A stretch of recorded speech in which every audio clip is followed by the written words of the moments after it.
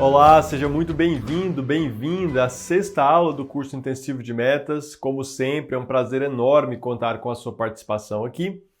Passando agora para a segunda metade do curso, da nossa jornada aí até você ter independência, autonomia no processo de conduzir as suas próprias revisões sistemáticas e meta-análises.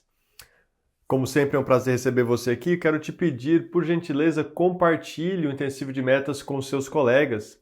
Marque no Instagram, o nosso arroba, fale sobre o seu aproveitamento do curso, sobre a sua experiência no curso.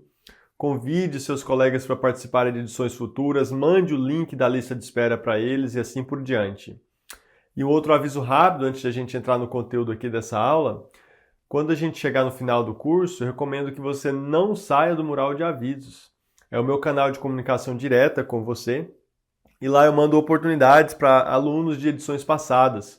Então, oportunidade de participar de edições futuras, até mesmo aplicar para o programa de experts, aulas e conteúdos que vão ser exclusivos para ex-alunos do intensivo de metas.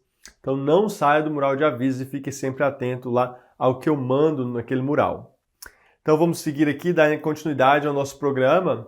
Você sabe que o intensivo de metas, as minhas aulas não têm filiação com as instituições onde trabalho ou trabalhei.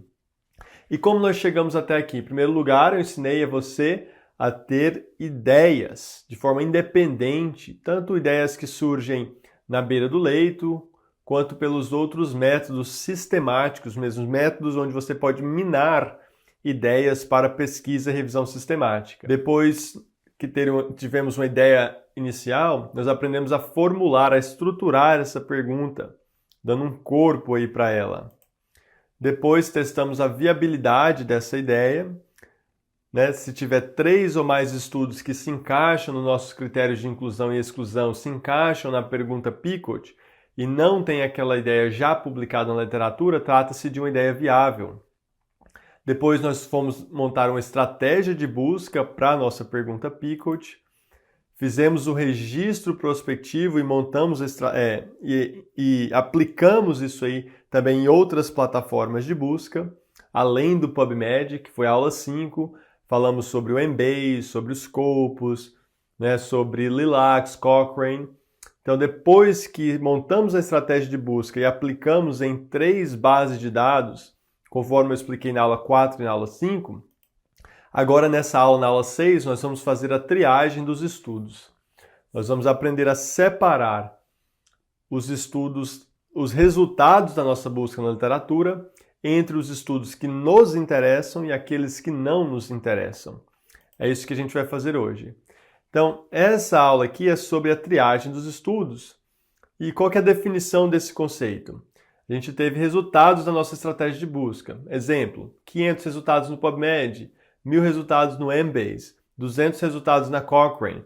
Então a gente tem que pegar todos esses estudos agora, todos esses resultados, e fazer uma abordagem sistemática, é isso que define a revisão sistemática, é o processo de busca sistematizado na literatura. A busca nós já aprendemos na aula 4 e 5. Agora a gente vai aprender o que a gente faz com o resultado da busca, né?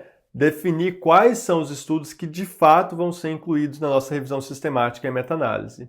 Então, por exemplo, usando aqui um exemplo que a gente usou na aula 4 ou 5, não me lembro agora, que foi sobre fibrilação atrial e fazer ablação como primeira linha ou droga antiarrítmica, não é mesmo?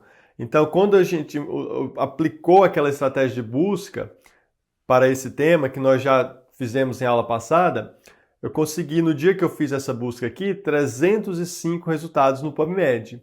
Agora a gente vai fazer a triagem desses estudos, descobrir entre esses 305, entre aqueles resultados do Embase, da Cochrane, quais são os estudos que vamos incluir ou excluir. E vocês lembram desse slide lá na aula 2 ou 3, quando eu falei sobre o conceito de maçãs e laranjas, quando eu falei sobre critérios de inclusão e exclusão? É a nossa pergunta Picot, são os nossos critérios de inclusão e exclusão montados a partir da pergunta Picot que vão definir essa linha, o limite entre aquele estudo que é incluído e aquele que não é. Por isso que é importante você, antes desse processo de iniciar a triagem, você já ter muito bem estabelecido, pré-definido lá no passo 2, no passo 3, né? Quando você montou a pergunta, quando você testou a viabilidade e definiu os critérios de inclusão e exclusão. No último slide da aula 3 sobre testar a viabilidade foi isso. Você testa a viabilidade e pode ficar modificando a sua pergunta Pickle até você achar uma ideia viável que funciona. Agora, quando você achar essa ideia viável, a ideia que você vai seguir em frente para os passos 4, 5, 6 e assim por diante, aí você já tem que travar aqueles critérios de inclusão e exclusão. Eles são imutáveis a partir daquele ponto. A partir daquele ponto, você chegou aqui já nessa fase, nos resultados de busca na literatura, sabendo exatamente o que você está procurando. Você já tem definido qual que é o critério de inclusão, qual que é o critério de exclusão, e você vai utilizar esses critérios de inclusão e exclusão para delimitar quem que entra e quem que não entra. Então esse é o processo. Na fase 2 e fase 3, a gente tinha uma certa mutabilidade, nossa pergunta Pickle ainda. Nós ainda estávamos explorando viabilidade. Encontramos viabilidade? Agora não. Agora é outra parte do jogo. Agora é definir. Sabe por quê? Imagina você fazer a triagem, que é um dos processos mais longos.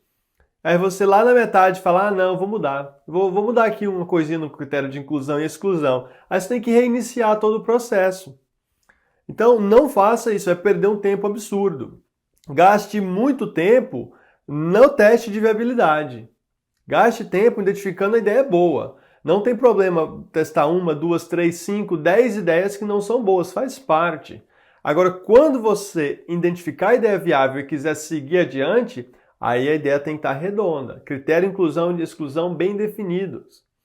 Pergunta Pickle certinha para você não perder tempo nos passos futuros, porque esses sim vão te tomar semanas e semanas de trabalho se você tiver que voltar, readaptar a sua estratégia de busca, readaptar a pergunta Pickle e assim por diante. Então, todos esses passos que nós fizemos até aqui, eles precisam estar completos, de forma correta, organizada, para agora a gente fazer o que vai tomar mais tempo na meta-análise, que é a triagem e seleção dos estudos, baseado em critérios já estabelecidos. Outro ponto importante é que nesse momento você já definiu a estratégia de busca e as plataformas que você vai buscar. E agora falta definir quem vai fazer a busca. Geralmente, isso aqui não é obrigatório, mas geralmente é o primeiro autor ou primeira autora, quem está liderando aquela ideia, e um coautor. Esse processo de triagem dos estudos deve ser feito por 2 pessoas.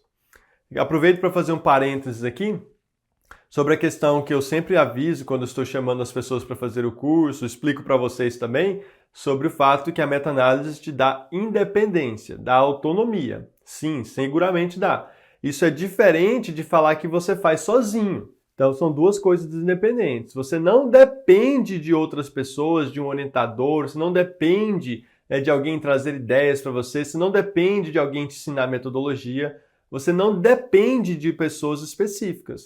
Todo o processo você tem conhecimento e consegue fazer de forma independente. Isso não significa que você faz só.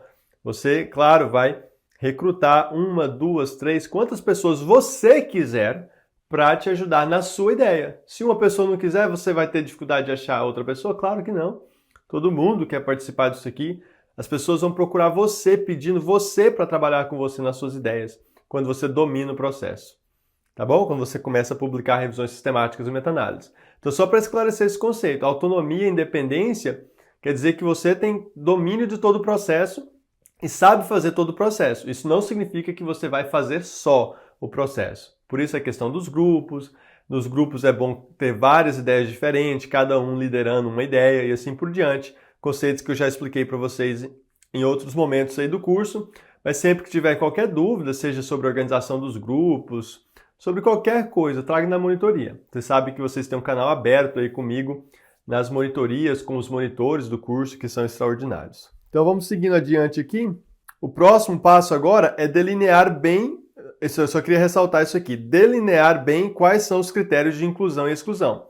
Porque são esses critérios que vão determinar o que a gente vai jogar fora no lixo e o que a gente vai trazer para dentro da nossa meta-análise. O que tem valor para a gente e o que é descartável para a gente, dentre as centenas de resultados que a nossa estratégia de busca é buscar, no PubMed, no Scopus, na Cochrane e assim por diante. São os critérios de inclusão que determinam o que tem valor e o que é descartável para a gente. Esses critérios de inclusão e exclusão precisam estar pré-estabelecidos.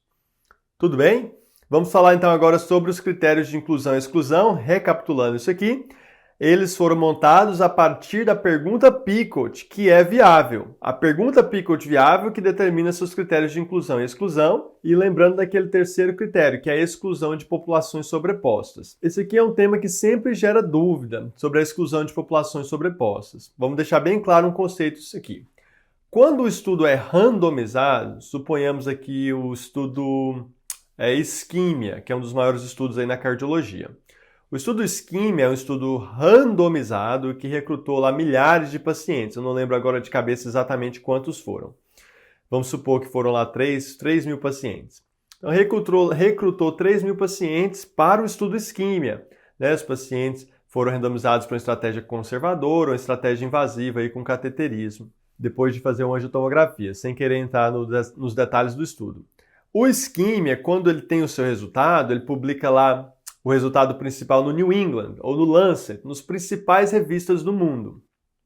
Só porque aquela publicação principal, ela é só uma das publicações do estudo. Um estudo como esse, que gera dados assim absurdos, quantidade de dados assim, imensurável, ele não se restringe a uma publicação.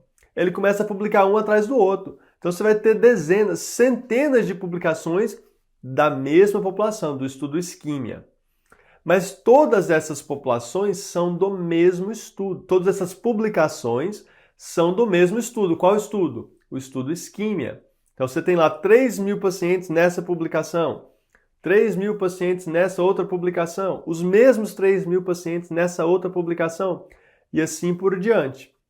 São todos os mesmos pacientes do estudo Isquímia. Um outro paper pode publicar um subgrupo do Isquímia. Vamos colocar aqui todo mundo no Isquímia que tinha doença renal crônica moderada, por exemplo. Um subgrupo do Isquímia. Está aqui 500 pacientes dos 3 mil que tinham doença renal crônica, por exemplo. Quando tem uma publicação de um subgrupo do Isquímia, também é uma população do Isquímia.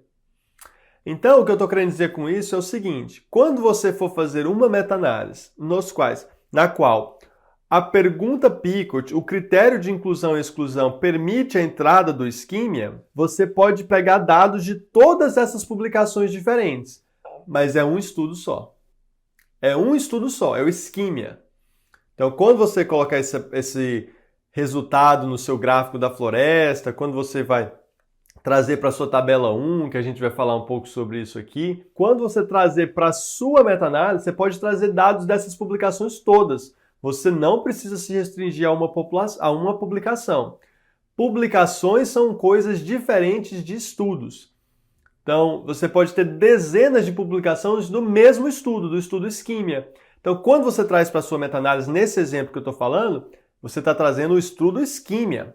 Então, você pode pegar dados de várias publicações diferentes, mas é um estudo só. Agora, isso é diferente de excluir populações sobrepostas. Populações sobrepostas geralmente acontecem nos estudos não randomizados, pode acontecer em randomizado também, mas é raro. Geralmente acontece nos estudos não randomizados, onde um hospital, um centro, uma universidade faz uma publicação de um grupo de pacientes. Aí publica lá um coorte, um caso controle e assim por diante. Aí vem talvez o mesmo grupo de investigadores ou um outro grupo de investigadores na mesma instituição, no mesmo período de tempo, e talvez faz outro estudo, uma ideia diferente, alguma modificação, um outro estudo, só porque aí teve uma sobreposição da população. Teve um grupo de pacientes, seja total ou em parte, que estava presente nos dois estudos não randomizados. E aí, nesse caso, que foi o exemplo que eu dei lá na aula 3, né, tem um exemplo no final daquela aula teórica para você assistir, recapitular isso aí. Nesse exemplo, você não pode incluir os dois. Você tem que eliminar um dos estudos. Geralmente, você elimina o que tem menor número de pacientes. Qualquer dúvida sobre esse conceito, traz na aula. Então, é diferente do estudo randomizados, que tem várias publicações do mesmo estudo. Aí você pode trazer todas as publicações diferentes, mas é um estudo só, é só o estudo isquímia. Agora, quando são não randomizados, estudos diferentes, mas tem populações sobrepostas, aí você elimina o estudo que tem menor número de pacientes. Vamos falar mais sobre isso aí na aula prática e monitoria, quando vocês manifestarem alguma dúvida a respeito. Então, a gente vai definir também quem vai fazer o processo, aquilo que eu falei. Isso aqui é um trabalho em grupo, né? Precisa de ter 2 pessoas fazendo essa triagem para vocês compararem os resultados no final. Então, 2 ou 3 pessoas, é preferível que seja 2 apenas, porque cria trabalho desnecessário para uma terceira pessoa fazer. E como vocês vão utilizar as mesmas plataformas, Cochrane, Embase, PubMed, por exemplo, vocês vão utilizar a mesma estratégia de busca. Vocês vão ter o mesmo número de resultados em cada plataforma. 200 na Cochrane, 500 no PubMed, 1000 no Embase, por exemplo. E vocês vão usar os mesmos critérios de inclusão e exclusão, o resultado final deveria ser o mesmo.